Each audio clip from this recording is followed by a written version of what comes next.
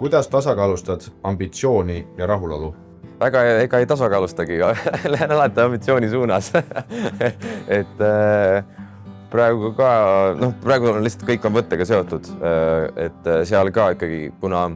kirjutades ei mõtle sa kunagi väga eelarvele, või meelelahutus, kui öeldakse, et mõtle eelarvele, aga kui ei mõtle, siis sa paned nagu ambitsioonid kuidagi mängu ja siis, kui on vaja seda tootma hakata, siis on ikkagi eelarvelised piirid ja siis sa kuidagi kogu aeg laveerid selle kahe vahel, et sul on summa, aga sul on idee ja tegelikult selle ambitsiooni, nagu kui sa alla ei anna, siis sul tuleb nutikus juurde, et kuidas seda teha lõpuks mingi trikiga, et meil seriaalis oli vaja trehv lõhkeks, aga me ei saanud seda endale lubada, et me hakkame seal rehve tulistama, siis me nagu mõtlesime, et kuidas seda teha ja lõpuks tuleb mingi nutika idee peale, et võtad ainult paukpadruni, võtad väikse laengu, pumpad rehvi tühjaks, tähendab, ja tõstad tungrauaga ülesse ja sel hetkel, kui inimene tulistab, siis täpselt sellel hetkel lastakse tungraud alla ja siis sest seni tundub, et see rehv on täis, kui ta on üleval, aga kui ta alla kukub, on tühi. Et see lõpuks tuleb mingite nutikate, et ambitsioon jääb alles, lihtsalt sa nagu, kui sa alla ei anna, siis tegelikult on kõik võimalik.